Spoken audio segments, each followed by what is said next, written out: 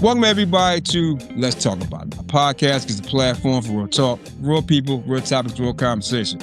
Ladies and gentlemen, as you know earlier, this is season 3, everybody. Happy New Year to everybody. Hope everybody enjoyed their New Year's. It's a brand new season, brand new topics. And guess what? I have my old guest coming back today. We're gonna have an interesting conversation. I've been so excited about this one. She's in my top 5 guests of all time. Yeah. She came to she was in my season, I think she was in my season 1. She wrote a book, The Only Way Out Is Through. It's a journey facing and healing from the hidden truths and discovery. It was published April 19th, 2022. Yeah. She is a certified mental health coach. Her book, ladies and gentlemen, will be in the descriptions below. Trust me, and the podcast that she was on last time. It was a great conversation. You got to go on it. It was amazing. Infidelity, mental health issues, all type of different topics on there. It was a great conversation. It was probably, like I said, my top 5 conversations of all time. I had to bring her back on. Her book is available on Amazon, which will be in the descriptions below. And also she has a website, which I did not mention last time, loveyourselffirst.net. Now she sells t-shirts on there. She says there's an amazing book on there. Cindy, you are back. How are you today on this Sunday?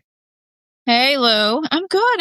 I'm loving. I cannot wait to have this conversation with you. I'm super excited that you asked me to partake in this. It's just it's just a subject that's like just so close to me and my heart and my life. So thank you for asking me back on. Absolutely. And ladies and gentlemen, the conversation today is men and women's mental health and little statistics about it. It's a big issue nowadays for men and women. I'm going to answer. We go just give our opinions. But as you know, like I said, Cindy is a certified mental health coach. So she's talked to many people about these subjects and these conversations. But before we get to the before we get to the men and women's mental health, when we had our conversation last time, I think you was on season 1, we discussed your book, The Only Way Out Is Through. And after everything that was discussed on that topic, with the infidelity with your husband, you had 3 marriages. He was in your book you wrote that he was having an affair with men, and we had talked about a subject about bestiality. Yeah. My question for you is this: before we get into the men's and women's mental health, because it's probably going to tie into that. Where are you at mentally right now after we had our last conversation to where you are today? You've already had your discussion about it. You already wrote your book. Where are you at mentally right now? I have to say this is probably the most healthiest I've been in probably my entire life. I've gone through several years of therapy myself, which I literally think everybody should go to therapy for one reason or another. But I am, my entire life has been chaos, just one thing after another. And I do take accountability for that because I allowed some of those things to happen to myself. And I think that's what I've learned over the years is to just kind of have more discernment on who I allow in my life. And I have more peace in my life. And I will not allow anyone to disturb that peace. So I think that I'm such a stronger person now than I was even just a few years ago, even when we talked, whenever we talked. I've just been working on my faith. I've been working on, my own heart, and my own, mental stability, Yeah. So yeah, I think I'm great actually. Well, you know what? I think you are too. And I know, remember last time when I asked you, check in on people. Yeah. Has that improved since the last time when you said not that many people checks on you, like mentally wise? Yeah, I will say that a couple of my girlfriends check on me, I think more so than they used to. I think I told them about my conversation with you, and I think it hit home a little bit with them because I do try to check in with my friends, and it doesn't seem to always be reciprocated, but it has since we've had our discussion. And I know that you've done it as well. And I appreciate you as my friend, that you check on me here and there. And I do, I do see that, and I see you, and I appreciate you for that too. Oh, see, because I told you I was going to check on you. You I told did. you. You did. And you have, and I can't even thank you enough, really. Sydney, I tell you right now, right, but before we move on to the main event here, I asked you earlier, right, before we recorded, I asked you a question, like, mentally, out of everything you went through, you've had, like, with your past life, the marriages, the ups, the downs. Can you see yourself? Because it's going to be like the last question to like the last episode. Can you see yourself moving on and trusting mentally after everything you went through with your past relationships? I do want to throw in here that I did try to attempt suicide after my last Oh, marriage. yes. And to me, that's like the lowest I think we can get in our mental state is when we just don't think there's any other option. And just as a survivor of that particular attempt, Yeah. I can absolutely 100% say that I'm glad that it didn't take. So if anybody is out in that situation, I just ask and plead with them to get help because although we think at that moment that that's what we want, Mm. it isn't. We just think like there's no other way, but Yeah.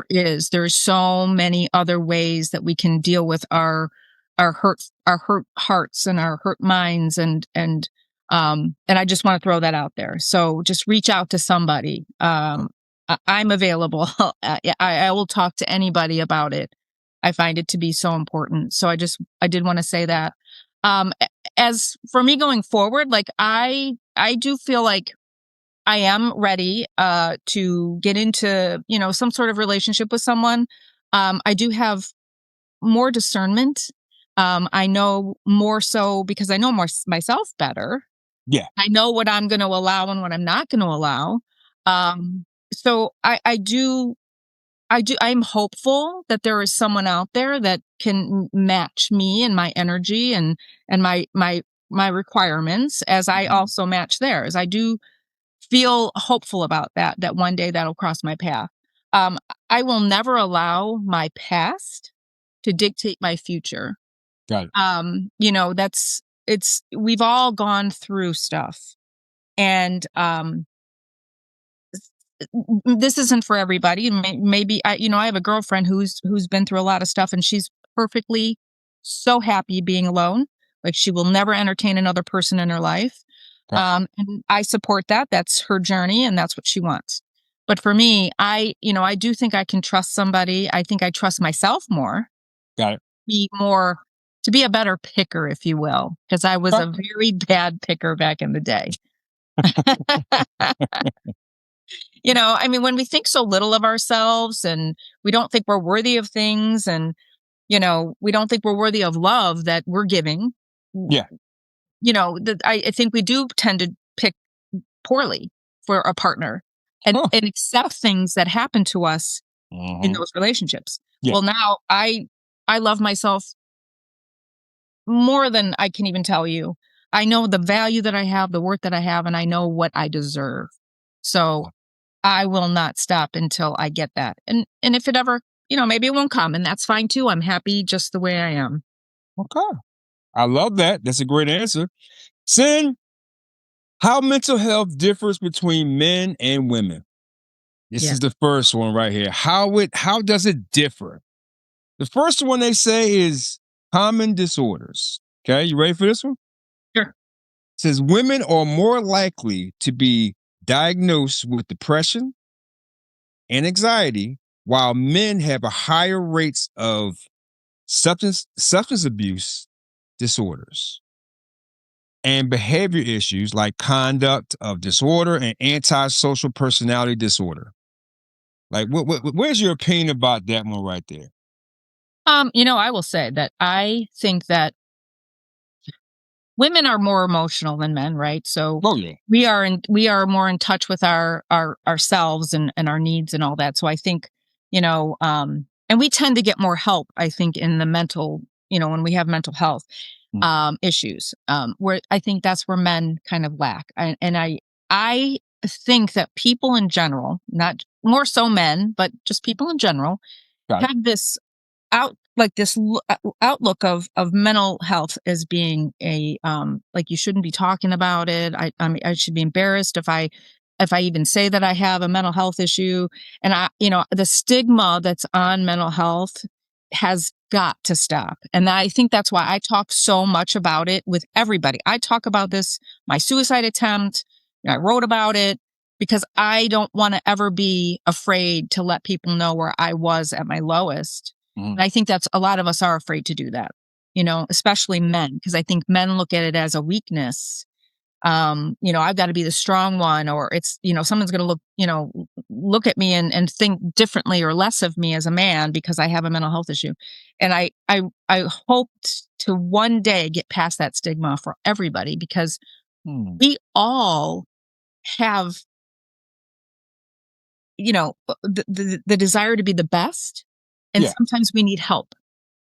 Well, you know what's saying? The weakness part of it, I can tell you right now as a man, we feel weak. We feel inferior. We feel like, you had to be this manly type. You know what I mean? Because like a lot of us, especially in our generation, was raised to suck Yes. it up. Don't Yes. Don't you cry. you cannot seem weak, Right. especially in front of women. That's the way I was raised. Right.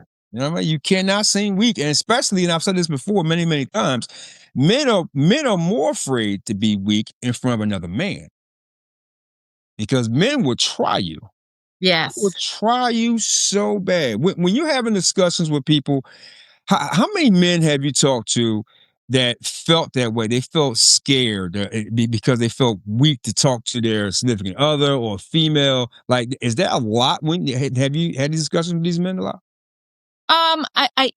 In my practice, that it's not really a practice, but in my ministry, because I do my coaching, my mental health coaching through the church. And I do coach a lot of women. But in just conversations with some of my male friends that I have, they don't really want to talk about. They'll skim the issue. Yeah, I'm having a bad day, or yeah, my child's trying me, or I got to get home and take my anxiety medication because I'm going to have they feel like they're gonna like lose it, but they Yeah. will not ever talk any more detail about what's going on in their heads. They just kind of want to just mask it and just surface talk about it. Mhm. And I do find that amongst almost every man that I speak to, it's Okay. surface discussions about their mental health. And I have a lot of male friends, and I try so hard to be that sounding board for them. It doesn't always happen easily. It doesn't always happen at all, to be honest with you. They're still surface. But I think it's important for us, even as, women when we have our relationships with our men, we should really not discount their bad days, Yeah. right? Like we need to True. sit down and talk about it with them and Mhm. like, hey, let them understand and know Yeah. that how they're feeling is okay, and we need to talk about it because it's important. What's the this one? This is gonna be a good one. Expression of symptoms. Women may show more outward signs of sadness or anxiety, while men may be prone to anger, irritability, engaging in high risk activities to cope. Now, the anxiety, depression part, the sadness, like can you give like a little bit more of that from a female side with women on sadness and anxiety with women's mental health? Yeah, I mean, and I know just from personal experiences, I've experienced from depression, I've experienced anxiety, I've experienced panic attacks. And, I mean, women again are emotional beings, so you are going to see that more so in them than you're going to see it in our counterparts. Men just don't show that. Um, but I I can see it on my friends' faces. I can see it on my sister's faces, my daughter's face when they're stressed, when they're depressed, because it's just an outwardly emotion that is, I think we sometimes can't help it, right? Yeah, Because it just exudes out of us. got it. Um, so I think that's the difference between men and women is when men get angry or they get, they're they get frustrated easily or they fly off the handle. I think that's how they are presenting their symptoms of maybe a bad day, depression, whatever. And they just maybe they don't even identify themselves as depression. You know what I mean? Let me Um, ask you, I'm sorry off that. Do you think the anger they show, that's their way of showing strength? I think that's what they might think, like I don't honestly, I've experienced that from, my relationships with men, Yeah. marriages and stuff. When they would get angry, I know it was because they were dealing with something that they didn't want to talk about. Hmm. Right. And they would never classify it as depression or never classify it as, whatever, like a negative. It's just they're angry about whatever. So I think that's how I think most men do display their their mental health issues in an unhealthy way through anger and addictions and Yeah. things like that. Yeah, So, it from my so, experiences. so in your, because you do a lot in your church group, right? Yeah. So when women come to you, say, okay, my man or husband, significant other, he's always angry all the time. Like, is there certain ways like you tell them how to handle that? So I do counsel a lot of young women in their early to mid 20s, and I will tell you, like, this is my niche because Yeah, I wish that I had somebody who had my experience to talk to me the way that I talk to them. got it. And my big thing is we cannot change anybody except ourselves. You have to change, so when they're angry, if your husband or spouse is angry, you have to not you can't come back at them with anger. You have to change within yourself how you deal with that anger and be like, listen, honey, like, I don't know what's going on with you. Mhm. You're displaying some anger that I'm not sure where it's coming from. What we need to sit down and talk about it whenever you take your time. What, you know what I mean? Like, we need to Yeah, kind of help diffuse the situation. And I think that's should how it should be back and forth, not just yeah. women always doing that, but I think men should do that too. But that's how I kind of deal with that with my girls. Is you can't change yourself. I mean, I'm sorry, you can't change someone else, you can only change yourself, and how you react to something. So that's usually my and they find that to be very difficult to do because, of course, when somebody's angry at you and they're yelling at you, what do you want to do? You know, Yeah. you want to get angry and yell at them You back yell because back. your defense is going up. Has any of your females come to you and say, Cindy, look, he's not talking to me. He's keeping everything bottled up. How do I handle that? Like what are some discussions or something that you've told them how to handle that situation? Because that's all part of mental health. Because a lot of men keep it inside. I keep it inside. I am not gonna lie to you. When I feel like I can't be heard, I keep it inside by anybody. And sometimes we're raised, like I said, we're raised that way, and it's very hard for me to express it because if I feel like I'm going to express it any type of way, like nicely, I'm afraid I'm going to feel shame and she's going to put me down. And a lot of men, and I've been through this, when we finally do it, we get put down. So we shut back in. Now, have you had any conversations similar to that? Like, with your women's group or anything like that? Oh yeah, I mean, I have dealt with women who their husbands have shut down. They don't. They every time they try to bring a situation up, the husbands roll their eyes or try to just stop the conversation. And again, I tell them, I'm like, I want you to try to be their safe space because as their spouse or as their person, you need to be their safe space. So you need to allow them to see that. They're not going to just know that, right? Right. Because of maybe past situations or, you know, the way they grew up, they're not used to having somebody to be their safe space, right? Mhm. So I think it's very important for us as women to, you know, to allow our husbands, our partners, our whatever's that to express themselves, but try to de-escalate the situation, right? Like, listen and reassure every single time.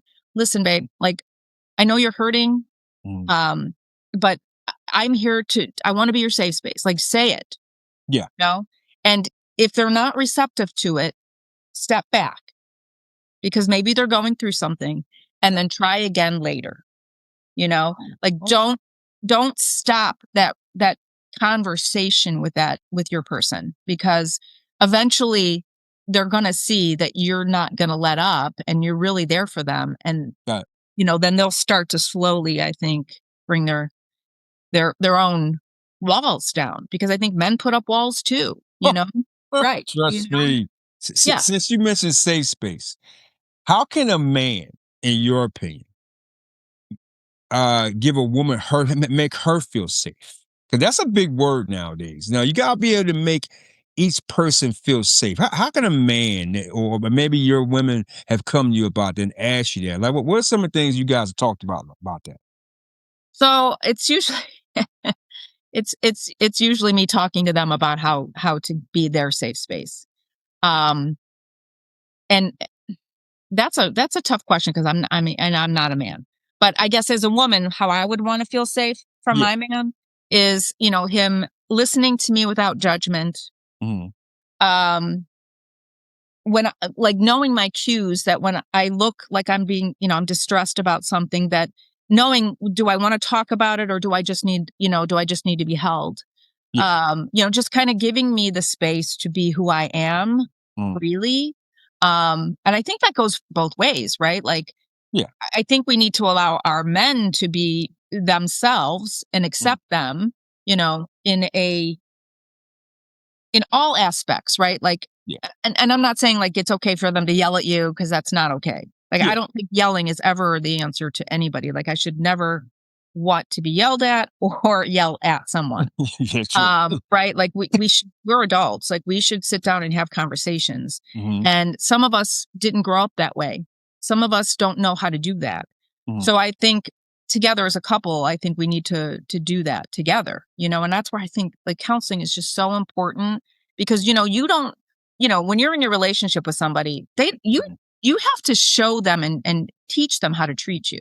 And Oh I yeah. think that goes both ways, right? Like, you obviously have needs that you need met, that Hmm. your partner's not going to know what those are. And it's not fair for you to get mad at them if they're not meeting them because you haven't told them. Yes. So I think discussions have to happen between Oh, both of you, of like, hey, when you're having a bad day, what do you need from me? tough discussions. They are tough discussions, but there's some things that if you really are invested in your person, Hmm. you're going to want to have them, because you're going to want to be the best sounding board, lover, every friend, everything to that Yeah. person. So having those discussions, I think, are so important. Sin, I can tell you what I've learned in multiple failed relationships. Trust me, girl. I can tell you about. I can write my own book about failed relationships. You Okay. should. Okay. What I learned is about the safe space with women is respect. Respecting what they're saying, respecting their needs. I know a lot of women out there, and I've been women and now as well, that what they were saying was not being respected. And they want the respect, not only just to make them, also to make them feel safe, to make them feel comfortable, to say what they want to say, be comfortable, respectably. Respect means everything. A lot of men say we want respect, but I think women they want that just as much as men do. Oh, That absolutely. respect is key. It is Yeah. so, so key. It took me to, damn, well, how long am I now? I'm 54. It took me to be 50 to learn this, huh? 50. I know. When was I gonna get it? I'm not gonna say I was disrespectful. It was just the fact that I wasn't listening. Yeah. I wasn't really, and that's another key thing. Guys have to listen. They have to listen, because like the old stereotype, like guys like, well, you're not listening to me. You're not doing this and that. Listen to your female. Listen to your significant other. Please do that. Listening, respect is so much key, and making them feel comfortable and safe around you is key. Because this is my opinion on it. Once she feels safe and respected, dude, she gonna give 3 times back for you. Oh, that is so true, Lou. That is so very true. Trust me. And respect does absolutely go both ways. Absolutely. Absolutely. We gonna get to risk factors. Women. Women face higher rates of disorders like PTSD and depression linked to factors such as reproductive health issues, emotional and physical abuse, and the stress of caregiving. Whoa. I mean, I was I researched that. I get the PSD part. I don't know about the emotional and but I do know about the emotional and physical abuse, but the stress of caregiving. I'm still trying to figure out what that means. I don't know what stress of caregiving means, but I do know about the emotional and physical abuse because I don't know if you notice or not. You know, there's millions of women who's been through uh physical abuse, but it is triple emotional abuse. Physical abuse can go away, but that mental health of women with emotional abuse, it like lingers. So sometimes it never goes away. How many women have you talked to that goes to these PTSD syndromes, depression, especially over emotional abuse? How many people have you talked to about this? I've talked to quite a few people, and I will tell you, I'm one of them. I have been diagnosed with PTSD because both of my um, two of my ex-husbands were personalities, Yes. and very demeaning, very emotionally abusive, mentally, emotionally, just it all. You are right. Bruises out on the outside of the body go away, but like I have been suffering from um, all the trauma that I went through over this last 3 years because my own peace I finally met my peace, right? Yeah. And one of my physicians told me, she's like, all these conditions that are now kind of stacking up on you, it's Mm, because of all that trauma you went through, and your body is now catching up to it because you're in more of a settled space. So now your body is catching up. And that really threw me for a loop, honestly, because I was like, so now, because of my bad decisions, got it. and allowing these things to happen to me, and I'm not taking responsibility in the sense of they did what they did, Mm, but I have to take responsibility for I can't allow that to happen to me anymore. But mm, I have residual effects health wise from the trauma that I went through. wow. Um, so when I talk to people about this, I try to get I try to get to these young girls before that happens, Yeah. right? I think I see it more so. I have seen it in a few handful of women that I've talked to, that their PTSD is, you know, and I'm a mental health coach. I'm not a counselor. I'm not a Yeah. psychiatrist. So I have to refer them out Absolutely. because they need more help than what I can provide to them. Mhm. But I do tell them my own story. I tell my story to all my girls because I think it's only fair that they know my side because they're going to be sharing who they are. And I want them to know where I'm coming from when I say what I say. Hmm. And I will tell you, I've had most of my girls um, have thanked me beyond. And it's so heartwarming to know that I'm actually making some sort of a small dent in somebody's life, Mhm. with um, my own traumas, Mm. right? Yeah. And I want to just go back to that caretaking thing. Yeah, correct. Women are caretakers by nature. Yeah, I know. And how often is it seen where the woman is carrying all the bags, pushing the baby carts, Mm, while the men are standing back watching her do this? see. Um, right? Like, so that's a lot on women. And women are now working full time, but yet they still are expected to come home, cook Mm, dinner, take care of the kids, give the kids a bath.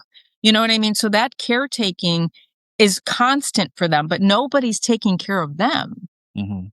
And I think that's where the burnout comes from. It's like we're always taking care of everybody else, but no one's taking care of us. And I'll Mm, tell you, my son is wonderful with this. He's an amazing husband, and I'm very proud of him.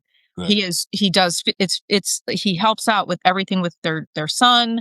And I did tell him this because, every Christmas, women tend to like fill the stockings Yeah. and their stocking is empty. Ooh, yeah, I've been doing it. Yeah, Mhm. right. Like Yeah. men don't think about this, right? Like women are constantly planning how Christmas morning is going to go with their children and they make sure their husband has a stocking, but that husband does not ever, you know, fill hers. So I told my son, you better fill her stocking every Christmas morning. I love it. I will be very disappointed in you if you don't. I love it. I love it. That is good. That's good parenting right there. Do you think when you talk to these young women, the the heart can be misleading, son. It can be misleading. It can be great, but it can also mess you up like that way. How many young ladies have you talked to that they was totally confused about what's right for them, what's wrong for them? Because they'll say, "Well, I love him. He'll change." Or whatever, I mean, listen, you probably said yourself, right? Yeah. The heart. Do you have those conversations? How do you deal with those? Because that's very tricky when you get into a conversation. It happens more than I care to even say. And Mm. for me, I just always go back to um like we take almost kind of like a inventory on how they want to be treated. Mhm. And is that person doing that? Is this person matching what your requirements are? Because we all have different requirements. Yeah. Um, and if they're not meeting those requirements, then you have to figure out if this person is going to be the one that can change to make those adjustments to in your life. So I will never tell someone they need to get divorced. I will never tell somebody they need to leave somebody. That's not my job.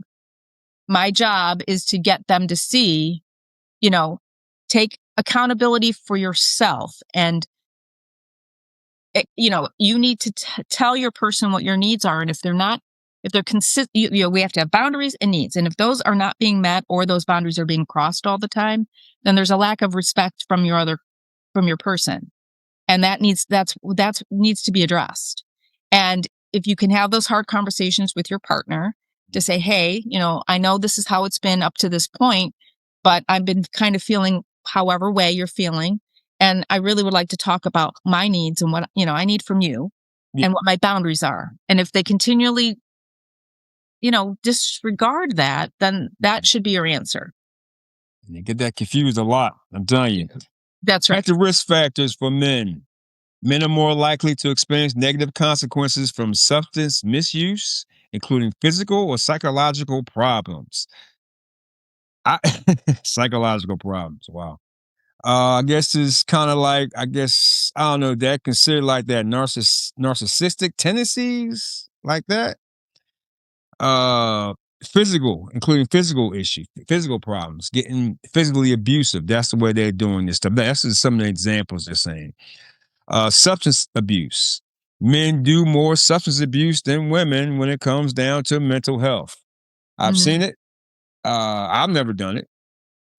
They also are more prone to self harm a lot. That statistic has went up another 13% since last year. Wow, that's a Yeah. lot. That is crazy, right? Yeah. That I don't understand that right there, but that's another risk factor right there. Men have an issue. How can I say this? And we've already talked about that, like expressing stuff. Nowadays, right? There's this whole thing on social media about what men desire, how you should handle your man, be there for him, call him, hug him. Is that kind of like being a motherly type to a man again? Well, I don't think so. I think every person, man, woman, has their own way of feeling um, needed, loved, accepted, respected. And again, those it goes back to those conversations when you're first in that relationship. You have those hard question or hard conversations. If my person needs to have their head rubbed Mhm. after a bad day, I don't find that mothery. I Yeah. find that as giving him what he needs to calm his soul. Okay. So I think it's different for everybody. Like for me, when I'm having a panic attack, I Mhm. just need someone. I don't need you to talk to me. I just need you to hold me.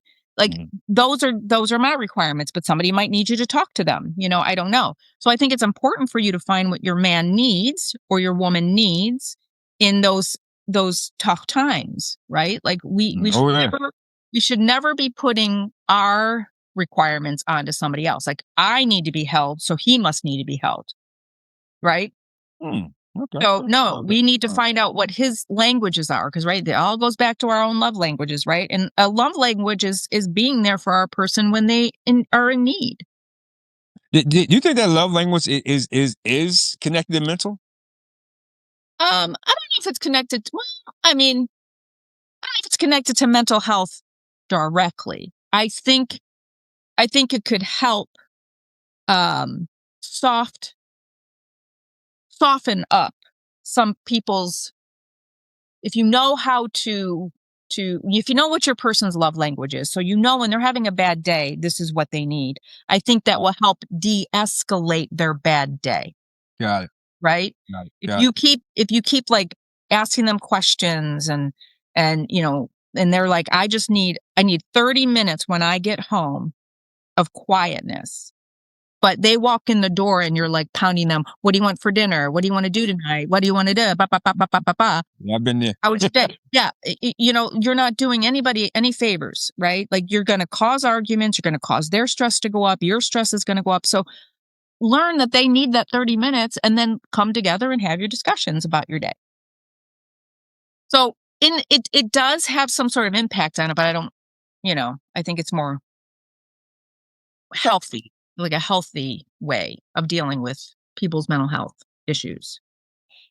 Sin, did you know within the last 2 years, I'm sorry, since 2022, women from the age 30 to 44, mental health has risen within women by 27%. That's What do you think? that makes me very sad to hear that. My daughter falls in between that age bracket, and I can see that.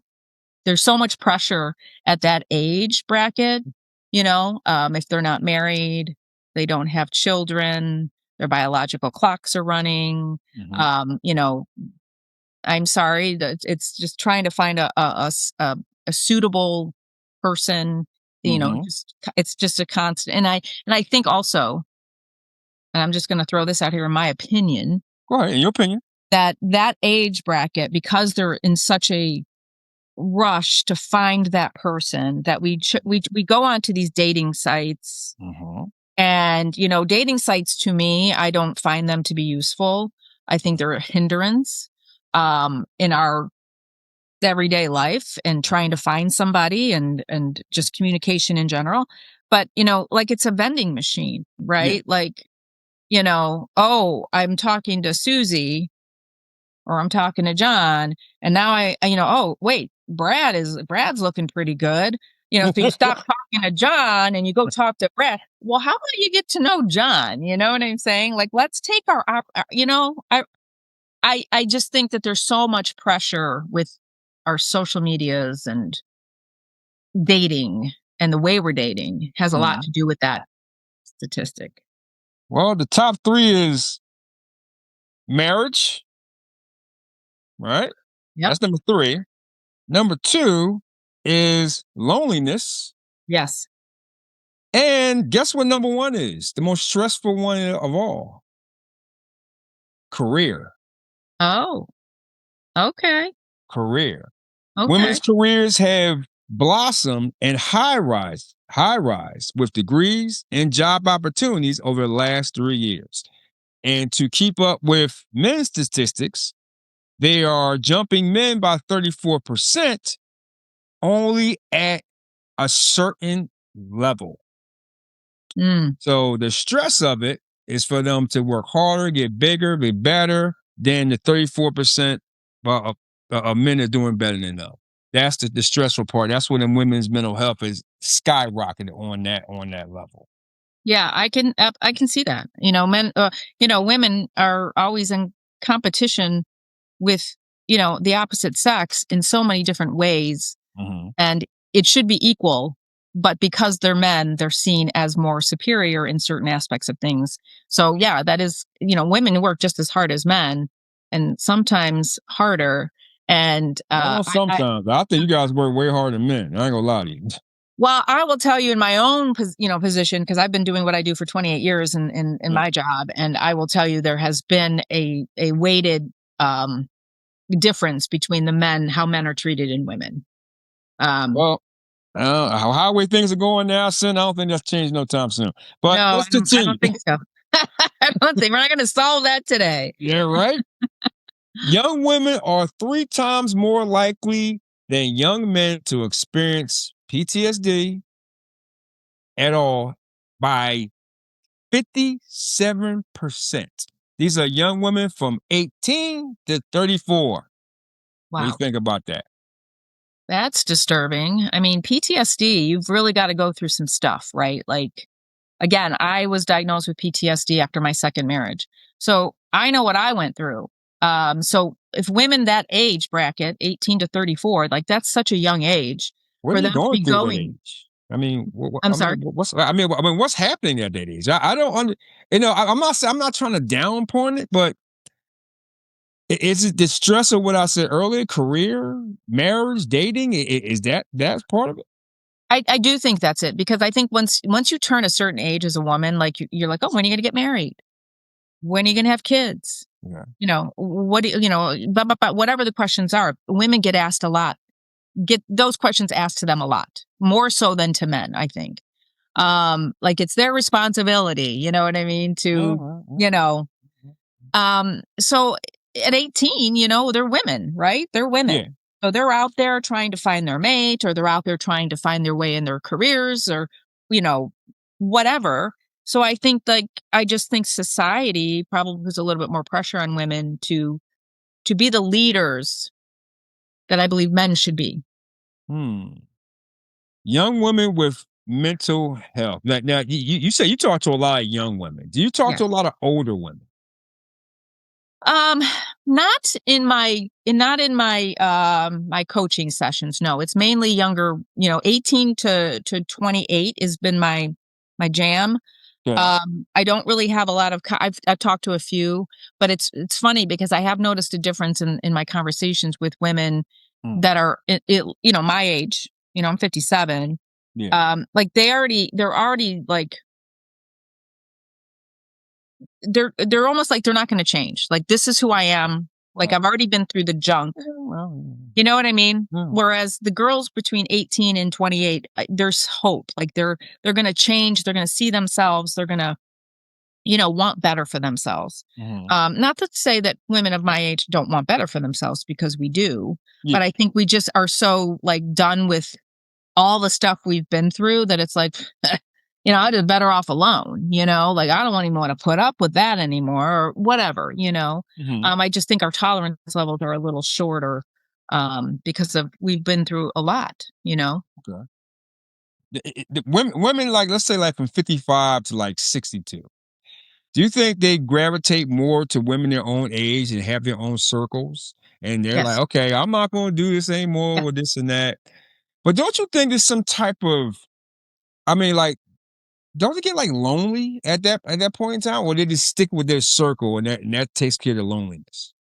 Well, I don't I you know it's who your friend base is, right? So like if So you if you have your friend base that is, you go do girls night and you go traveling with, and if you have that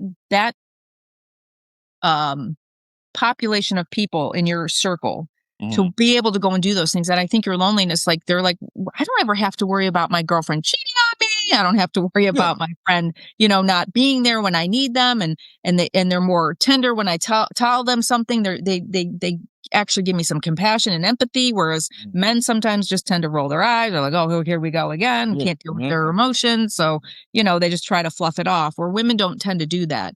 And I it's sad. It's sad, but it is the way the society is. Again, I'm going to go back to where I've seen just so many images of what men are today, um, where the women are carrying everything, carrying the children, and you know working and giving the kids a bath and doing all the things, where the men are sitting there playing video games or they're on their phones. Or so women are just like, if I got to do it all, then I don't need you. We're supposed to be together. We're supposed to be Mhm. helpmates together. Mhm. And that I doesn't got it. Yeah. always be the case, right? And So I'm your not saying, women's circle. I'm sorry. So your women's circle is your mental health. yeah, Yeah, they're kind of like our therapists, we sit Okay. with some wine and we talk things out and we go traveling and yeah, Okay. we don't. So what do you think the difference is? So why is it easier? I guess because of experience that older women can have that circle for their women's mental health, but younger women can't. Is that fair to say or not fair to say? No, I don't think that's fair to say because I think women of the younger generation also have their friend groups that they go and they do their trips with and but I think the difference between the age brackets for Yeah. women is we women of my age and older, we've already been through the relationships, the kids, the what this our careers are coming to an end. Yeah. Our life is trajectory is a little different now than when Got we it. were younger.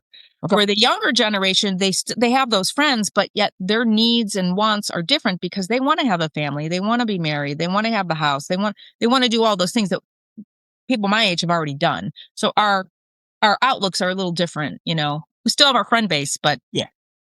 Okay. All right. All right. Let's move on. Differences in expressing and coping, in internalizing and externalizing, which I find really interesting. Women are more likely to internalize their emotions, which can lead to feelings of loneliness and withdrawal.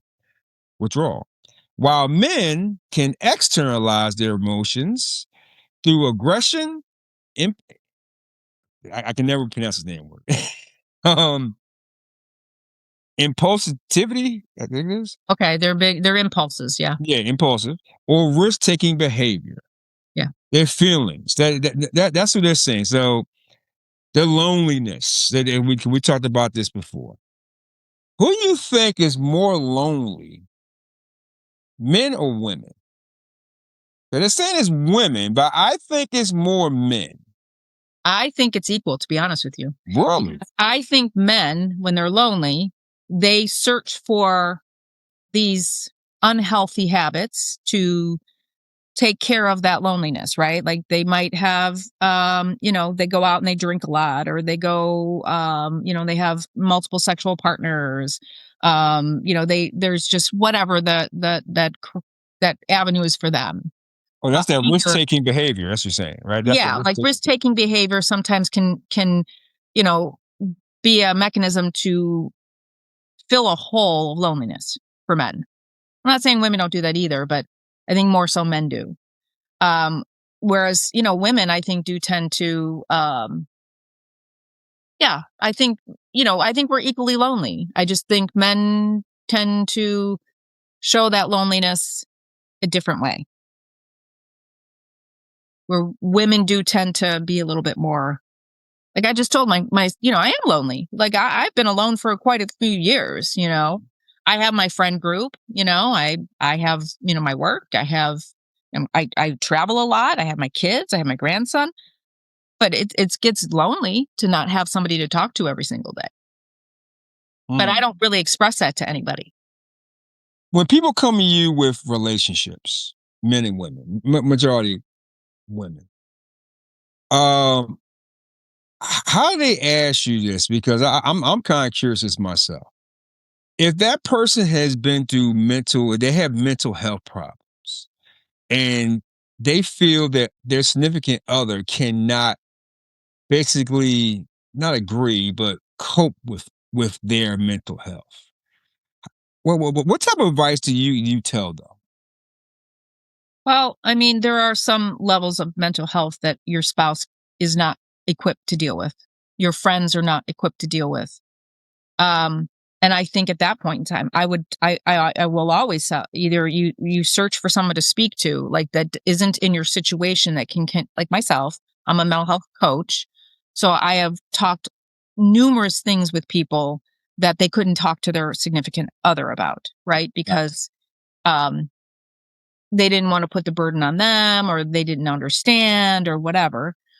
So my advice to them is to find someone that you can express and get the help that you need, because we're not all equipped to deal with people's, even if if you're my person, I'm going to do my best to help you, but I'm not fully equipped to help to whatever level you might be having those issues with. I can try, but I Yeah. might be doing more harm than good. So I always try to get people to figure out what their needs are in their mental health. Like we work through that. If I can't help you, Mhm. just talk. Because sometimes I have people, I just needed to tell somebody this. It wasn't going to judge me, you know, Oh, God, you just right? hit the key. You just hit the key word right there, judge. Right. It's the judgment that other people have on you if you feel a certain way. I Mhm. honestly, I have no judgment when people come and tell me the things that they tell me. And I get told a lot of stuff, Yeah, I got you. But I have no judgment. I'm not here to judge you. I'm here to help you. I'm here to walk through it with you. I'm here to talk you through it. I'm here to, try to help you figure it out, without any judgment. And the one of the girls I still speak to today, she's like, we had a really in-depth conversation about some very sensitive topics that she was having with her husband. She's like, Mhm. I could not tell anybody this but you. Wow, that And is like key. again, that's like I'm her safe space to tell these things to. And we laughed, we cried, we walked through it. And she's like, I feel so much better knowing I could say those things to somebody. Well, so Can't you know what? When she came to you with that, how did that make you feel? That everything you've been through, that someone came to you as a safe space. How does that make you feel? It's the reason I do it.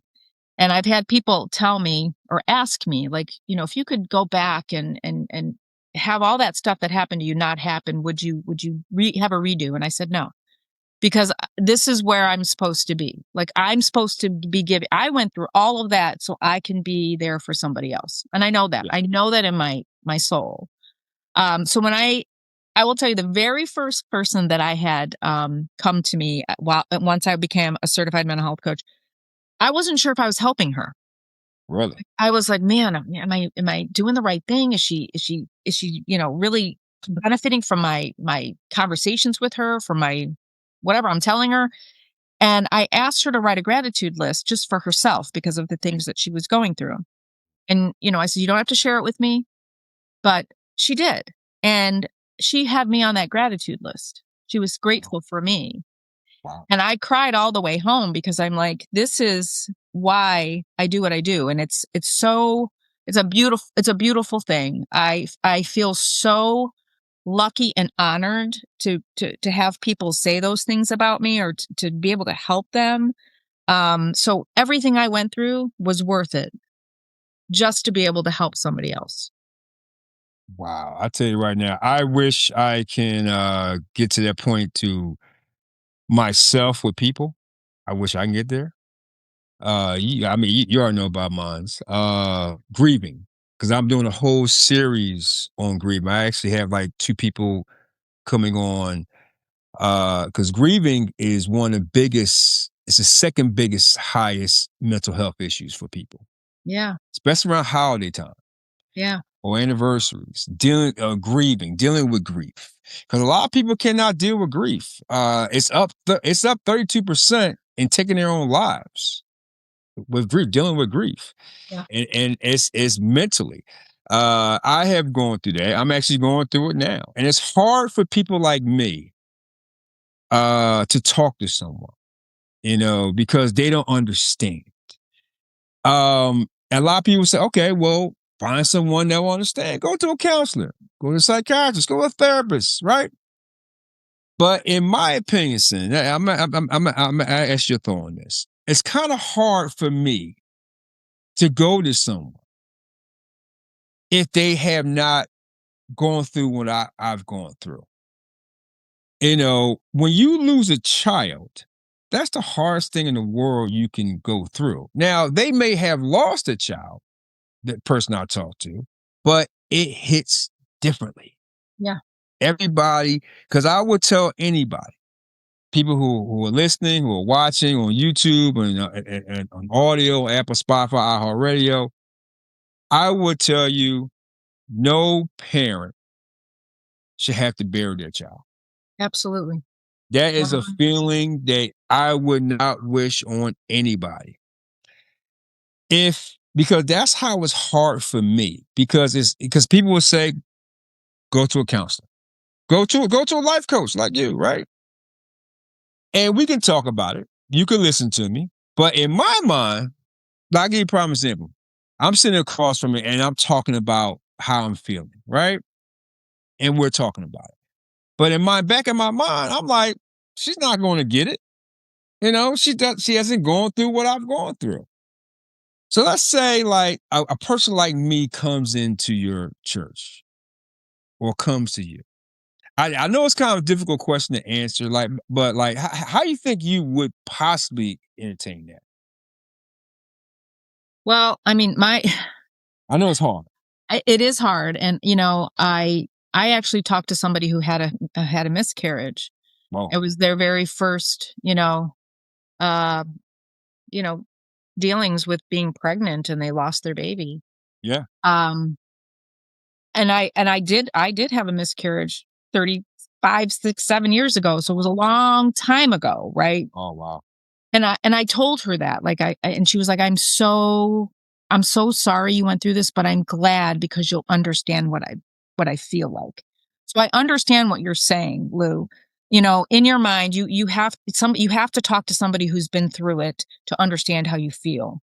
Yeah. I think I don't know if I necessarily believe that because Well, depending, I believe that not everybody is for everybody, right? Like, not every counselor is for every person that's going through something. I think it's very important for you to find the right one. absolutely. Okay. That whether or not they've been through it is, I think, for me, not really when I went through my counseling, she didn't go through what I went through. She didn't try to commit suicide. Her husband didn't try to, wasn't cheating on her the whole time with men. Yeah. I mean, she did not have that experience, but her compassion, her empathy for me Mhm. was, to me, everything. And I thank her for what she helped me through. She made me see, that I can be strong and I can make right decisions, because I didn't think I could make a right decision to save my life, because all this happened. So I understand your feelings of that, but I do think if you found the right counselor Yeah. that has that empathy, that has that compassion, that can see your hurt Mhm. and walk you through that, I think that's the benefit. I think that's the benefit, right? Oh, Not, absolutely. not everybody's going to be able to help everybody. You've got to find the right person. Because I will tell you, the Mhm. first person I spoke to after all this happened, Mhm. I was having panic attacks. And she literally gave me a stop sign on a popsicle stick that was a piece of paper. And she said, if you're having a panic attack, just pick up the stop sign and look at it and just stop. Wow. Wow. Never went back to her again, because I'm like, you don't get it. You don't get me. You don't understand my pain. You're not sympathetic. You're not Yeah. empathetic. You have no compassion whatsoever with what I'm going through. You're not going to help me. So I just think it's the right person, and you got to Okay. keep plugging away until you find him. I got three more things for you, but before we sign off, but I tell you one thing. Do you know what the best counseling for me has been? Well, this podcast. Yep. You know what? You know what the bonus part of it is? Conversation. Yeah. Conversation. And I'm gonna tell you this, and I really mean this. Okay. I really want you to take this in. I'm not saying just for the podcast. I love conversation. And like I said, I've had many conversations on this podcast. Five of those has kept me going to keep on doing this. And one of them is yours. I just want to let you know that.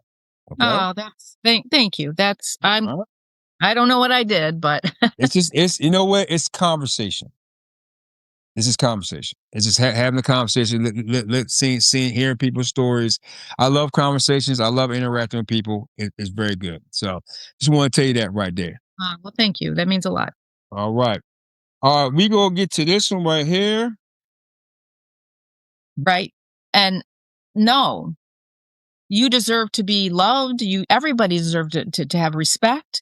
Everyone deserves to be treated with dignity, and just, you deserve it. You are so worthy, and matter so much to the world. And some people just don't see it. Mm. And I was that one. I was that person. Like, I just thought I had to nobody was going to love me unless I did something for them. That's the only reason I was worth it to anybody, was because I could Really? do something to them or for them. I could be a good support system to them, or I could take their kids somewhere. That's how they're going to love me or like me. And I never expected anything in return because I didn't deserve it. Feeling loved. I mean, I can actually account to that because I felt like, because when I was growing up, and this is like, I don't know what you call it, like a childhood trauma, what it was. I was never told that I love you by my parents. Mhm. Never told that. And I guess I'm searching for love in all the wrong places coming up, because I've talked to female friends and exes on conversations that they would use that they're do anything to find that love that they did not get in their pasthood. When you said that you was trying to find love, was it something you felt you wasn't getting when you was younger, or is this something different? Well, I mean, I knew my mom loved me. My mom was an amazing woman. She did the best she could, and I know she loved me because she said it all the time. Got it. Um, but I will say that, my mom did not have the best examples in her life to show her what loving yourself means, right? So Got it. she never really taught us that. So as much as she said she loved us, she never really taught us how to love ourselves. Mm. And I think that's the difference in a lot of us. Like, we could have loving parents and, but they themselves didn't know how to, maybe they were going through their own traumas, and therefore, yes, telling their children they love them, but yet not teaching their children how to love themselves. And I feel that's where I lie. And a lot of us, I think, tend to lie there too. So yes, I think it's both. I think it's like people not being told they love, like, I love you. I love you, Lou. Like, as a mother, I love you, Lou, and I think you're worthy of my love and blah blah blah. But hey, you're Which also, Lou, worthy of your own love, right? took me Like, a while to get it. I think it's two different things, right? Like, we can, so I think, and I will say this for myself, the men that I cohorted with and married and Mhm. uh um any amount of attention they gave me, every little scrap they gave me, I was like, "Oh, they love me. They love me. They love me." No, they don't, because guess what? Like, the next word they're going to say out of their mouth is nasty and mean, right? Like, they don't love you. That's not respect. That's not how can you let somebody treat you like that? Because you don't love yourself. Because you got to know you deserve better. You got to know you deserve more. Are you there? Look like you froze up.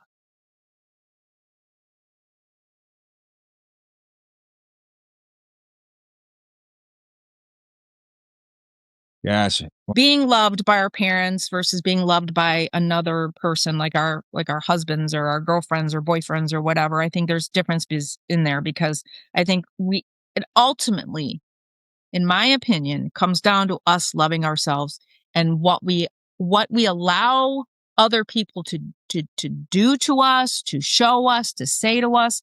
The respect levels that we have for us are so important, and I think a lot of us lack that. I think we just are supposed to expect this treatment.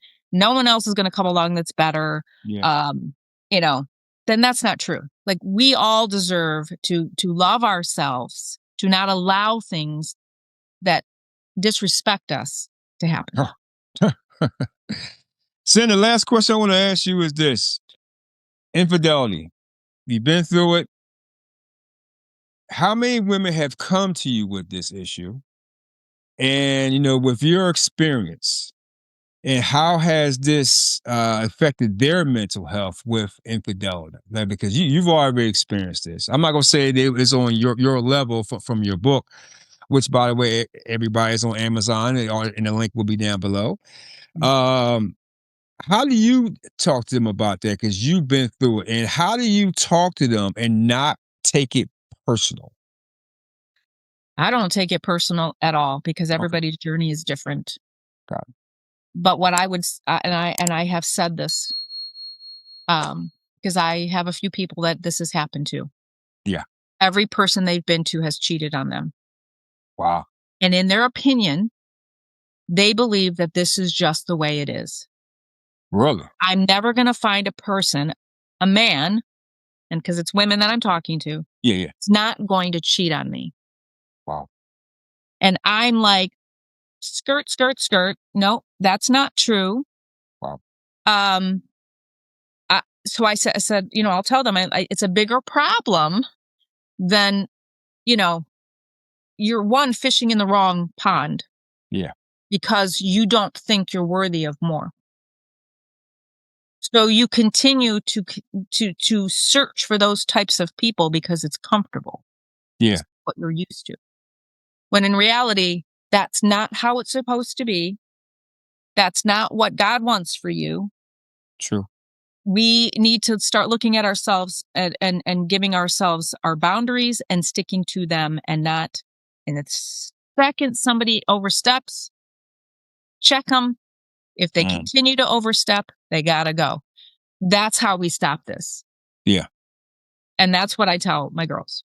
Mentally, it has to be tough mentally for females. If they've been constantly cheated on, I know a couple of people that has been through multiple relationships. They've been cheated on every time to where they think it's dumb Yeah. mentally. Yeah. I thought myself, not saying it was cheating, but I thought that I was just the stepgap guy. No, I was the gap. I was just good enough. I had my own career, I had my car, my whatever I got. I'm just good enough, but I'm good enough to settle with. And this happened multiple times. Okay. Just good enough to settle with, but not be that top prize in their minds. So, how was it hard? I mean, mentally, because I know for men, I know a lot of men goes through that right now. Not being good enough. And a lot of women don't think men go through that, but I do. I know a lot of brothers out there of all nationalities and races, diversities that go through that. But for women, like, how hard is that mentally to take that and they have that trust? Because we talked about it earlier. That trust has to be something really big, like especially for you. And I mean to bring you back into it. Yeah. But saying, listen, let's cut it out. Okay. You've been through some shit. Okay. Okay. Great. Um, everybody read the book. Now you're gonna love what she's been through. I'm not gonna say you're gonna love it, but you gonna find it amazing Interesting. what this lady has been through. And look where she is right now. You got to read this book because it is. Go back on the podcast. It's going to be on there too. You got to hear what she's been through. It is amazing. Yeah. Something. So, how do you navigate that? No, you talk to people that way. Like, I know you say you don't take it personally, but you said you're good. And I'm going to ask you one last time. I know you said it earlier, but at this conversation, how hard is that mentally for you to go through all that and still do what you do now? It is difficult. It is difficult. I'm not saying it's easy because, like, in the back of my mind, I'm always going to think, like, okay, like one of my questions are always going to be, Yeah, well, yeah, you well, like men too?